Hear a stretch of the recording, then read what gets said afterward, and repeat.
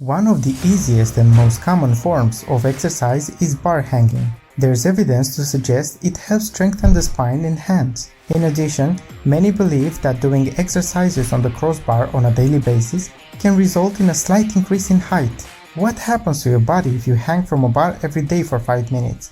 I'll break it down in this video, but you should see the entire video since it gets more interesting towards the conclusion. So let's get going.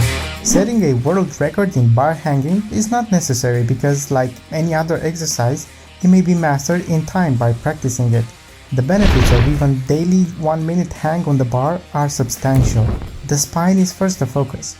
Spinal degenerative illnesses can be avoided with the use of bar hanging.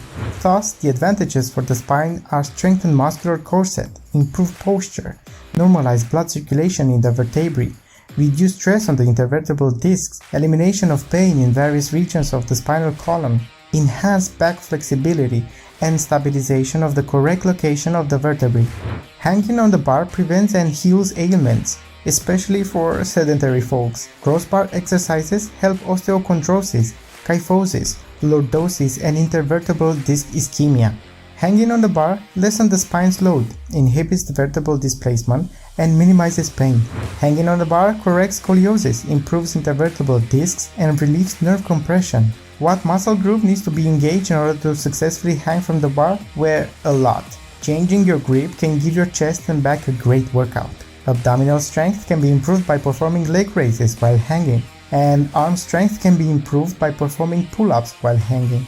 A horizontal bar is also helpful for growth, so don't be afraid to hang from it, and this is especially true for teenagers, whose intervertebral joints get better when they stretch. Hanging from the crossbar can also help with metabolic disorders, nervous system work, and musculoskeletal system work. How well you can hang on the bar can tell a lot about your overall health. For example, if you're supposed to hang on the bar for a certain amount of time but you don't, that could be a sign that something is wrong. If your normal hang has become too easy, you can add more exercises. They can be broken up into parts that raise the legs and parts that move the hands in different ways. When you lift your legs, the spinal column curls and the hip joint bends. The knee joint is often used to add flexion. The main goal of this exercise is to work the abdominal muscles. When the belly button is pulled in, the transverse abdominal muscles do the work. When the belly button is turned up from the shoulder to shoulder, the oblique abdominal muscles do the work. Also, the muscles of the forearm, the lats and rhomboids, the biceps and quadriceps of the thighs, and the muscle that strengthens the spine all work in. Bringing the knees to the chest is another effective way to work the abs, albeit this movement should be caused by a deliberate contraction of the abdominal muscles rather than a throwing of the legs upward. In order to work the oblique abdominal muscles, you should alternate raising one leg to the opposite shoulder.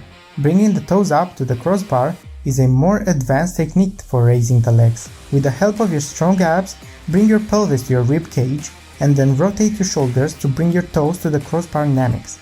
Hanging on one arm is another advanced option. You can learn this element just for fun, but if you want to do acrobatics or rock climbing, you need to know how to do these exercises. Also, this kind of training can make the hands stronger than normal. Regularly hanging from the bar has the same benefits as doing pull-ups, dips or gymnastics rings, but it's much easier to do.